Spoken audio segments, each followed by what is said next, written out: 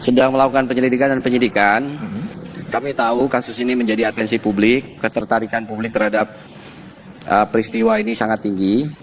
Kalaupun Polda Metro Jaya, penyidik Polda Metro Jaya memiliki beberapa keterangan alat bukti yang signifikan, dan kami tidak bisa menyampaikan ke publik seperti apa bentuknya, karena ini nanti akan pada waktunya akan dibuka di pengadilan. Dan kami sampai saat ini tidak pernah, belum pernah tepatnya menetapkan siapapun menjadi tersangka. Proses untuk mengumpulkan alat bukti masih dilakukan. Hari ini kami melakukan expose dengan Kejaksaan Tinggi DKI, dalam hal ini dengan Aspidum dan seluruh jajaran, dalam rangka memberikan gambaran terhadap proses penyidikan yang dilakukan. Dan dari sana ada satu kesepahaman terhadap yang kami tangani. Namun kami diminta dengan masukan-masukan dari JPU untuk melengkapi beberapa alat bukti. Jadi itu yang kami miliki. Nah, sedangkan konten atau substansi dari apa yang kami lakukan penyelidikannya, kami punya aturan, undang-undang keterbukaan publik juga membatasi untuk tidak dikemukakan ke publik. Jadi kami tidak ingin berbantahan dengan siapapun dalam kaitan penanganan kasus ini. Kami jalan pada koridor profesionalisme, kami tangani secara hati-hati, dan insya Allah pada waktunya nanti kami sodorkan kepada JPU, dan kalaupun kami sampaikan ke publik siapapun nanti yang jadi tersangka, kami akan berikan gambaran-gambaran yang kami miliki, tapi tidak sedetail apa yang diharapkan publik, karena ini nanti akan pada waktunya di sidang peradilan harus dibuka. Baik. Jadi ini juga untuk menghindarkan trial by the press. Jangan sampai ada judgement seseorang sudah dinyatakan bersalah oleh berbagai pihak yang kemudian diresonansi oleh berbagai media, termasuk media sosial dan media apapun bentuknya. Demikian. Pak Krisna, kalau berbicara bukti sudahlah, nanti akan di pengadilan akan digelar semuanya, kita sepakat untuk itu. Tapi pertanyaannya kemudian, bisa nggak polisi menjelaskan? Tadi disampaikan bahwa Hani juga mencicipi kopi yang ada di meja itu. Bagaimana mungkin ketika korban Mirna meninggal, lantas temannya mencoba tapi tidak ada reaksi apa-apa, bahkan kondisinya masih sehat. Bisa tidak jelaskan? Ya, kalau yang mencicipi bahkan bukan cuma Hani, ada 2 orang lain lagi yang sudah kami berita acara. Tapi kan mencicipinya kadarnya seperti apa dan apa yang dirasakan kan kami yang tahu. Itu berita acara sudah kami dapatkan. Jadi bukan cuma Hani, ada 2 orang lain di kafe itu yang juga mencicipi. Tapi bentuk mencicipinya seperti apa yang dirasakan oleh mereka sudah ceritakan dan kami tuangkan dalam berita acara. Beda antara mencicipi dengan menelan seperti yang dilakukan oleh Mirna. Kalau Mirna jelas-jelas menelan, terlihat karena dia haus masuk duduk sampai berapa sedotan. Tapi kalau Hani prosesnya beda. Ini mencicipinya setelah kejadian Mirna atau sebelum kejadian Mirna mencicipinya? Nah, kalau yang kami lihat fakta-fakta dari yang kami miliki, ini bukan hanya yang diceritakan ya, petunjuk CCTV kuat berbagai sisi. Dia mencium baunya, kemudian dia taruh, dia merasakan di sedotan itu, di lidah, tapi tidak banyak. Dan itu sama keterangannya dengan pihak yang lain yang menyatakan karena aneh kopinya, mereka meneteskan 1 tetes di lidah dan rasa terbakar dan sebagainya. Jadi itu bukan sebelum Mirna. Kalau Mirna kami tahu semua peristiwa yang terjadi saat kejadian itu terlihat dengan jelas, terekam dan sebagai informasi. Nanti akan ditunjukkan seperti apa peristiwanya, detail demi detail, bahkan bukan hanya keseluruhan, detik demi detiknya juga ada catatannya. Demikian. Pak Krisna, pertanyaan dari pengacara tadi, bahkan menantang gitu ya, dalam perbincangan kami tadi sebelumnya. Kalau memang ada bukti atau kuncinya CCTV begitu kata pengacara tadi, CCTV-nya perlihatkan dong ke mereka yang sebagai saksi-saksi ada di sana. Bagaimana soal itu? Ya, kan kita dalam sistem peradilan pidana tidak tantang menantang.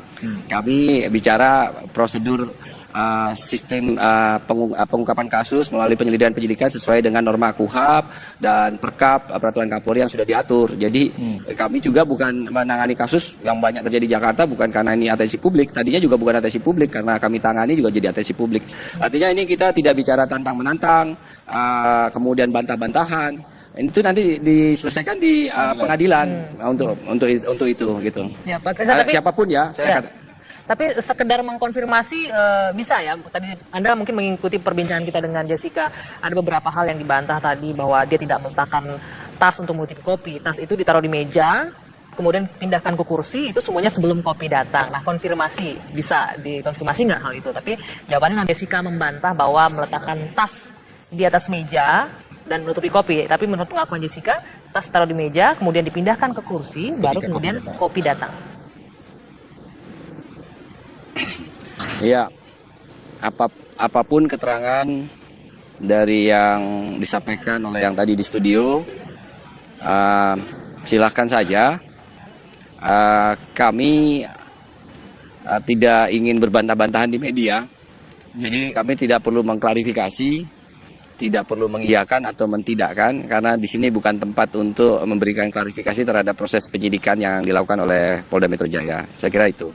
Keterangan Anda melihat ada yang berbohong atau tidak di sini? Saya di luar jadi nggak lihat TV tadi. Baik, Pak Krisna, kalau tadi banyak yang menuding Jessica itu berbohong, tapi ada juga yang menuding polisi kok lama banget ngurus beginian aja. Ini pernyataan atau pertanyaan? Pertanyaan, Pak, pertanyaan publik tuh, Pak. Pertanyaan publik ini, polisi kok lama banget sih kasus ini gitu. Kenapa ya gitu? Kira-kira masalahnya gini. Jadi Polda Metro Jaya ini kan Polda barometer. Apa yang dilakukan kemudian interest publik tinggi. Itu yang pertama. Yang kedua, kasus ini akan menjadi sorotan publik ketika nanti dilakukan pengungkapan dan dibawa ke pengadilan. Dan yang ketiga yang paling penting adalah bukti-bukti yang kami miliki kebanyakan adalah bukti mati. Ya, kalau misalnya kopi itu kan bukti mati, TKP bukti mati, CCTV bukti mati, beberapa yang lain yang tidak bisa kami sebutkan itu bukti mati. Nah, supaya bukti mati itu berbicara, maka diperlukan kesaksian atau keterangan ahli. Nah, keterangan ahli ini kan butuh analisa, butuh waktu, butuh proses. Kemudian butuh berita acara, butuh legal yuridis dan sebagainya. Dan kita sekarang mengumpulkan itu semua keterangan ahli. Jadi mesti mudah karena kasus meracun ya. 98% pelakunya tidak mengaku. Itu udah pasti. Jadi karena itu kita berhadapan dengan pelaku yang sudah mempersiapkan kegiatan ini. Karena itu ini adu antara apa yang sudah dipersiapkan oleh pelaku dengan proses pengungkapan dari olah TKP yang baik, konstruksi kronologis yang baik, kemudian keterangan-keterangan ahli yang baik yang bisa membuat bukti-bukti mati yang dikumpulkan oleh penyidik ini berbicara, saksi-saksi yang disinkronisasi, ya, dan persesuaian satu dengan lain, petunjuk, barang bukti, keterangan saksi dengan keterangan ahli itu harus ada. Jadi itu butuh analisa, tidak semudah yang dibayangkan orang. Kalau tebak-tebakan secara logika mungkin logika publik berbicara bisa apa saja, tapi kita tidak berbicara tentang logika publik. Kami berbicara tentang proses penyidikan yang harus dilakukan secara satu scientific investigation, yang kedua memenuhi azas keadilan, kemanfaatan dan kepastian hukum. Nah, jadi itu proses itu harus profesional. Dan nanti ketika itu P21, maka itulah dianggap tahap pertama keberhasilan dari pengungkapan kasus ini. Dan ketika nanti hakim dengan keyakinannya, dengan alat bukti yang kami berikan, dengan tentunya didukung oleh jaksa penuntut umum yang sejak awal sudah diajak koordinasi, bisa membuktikan terang benderang peristiwa ini siapa pelakunya, itulah yang diharapkan. Jadi kami tidak terpengaruh oleh opini polisi lambat, kenapa tidak cepat dan sebagainya. Tidak, kami hati-hati. Kami maunya cepat, ya, dengan segala kasus yang lain kami kan cepat.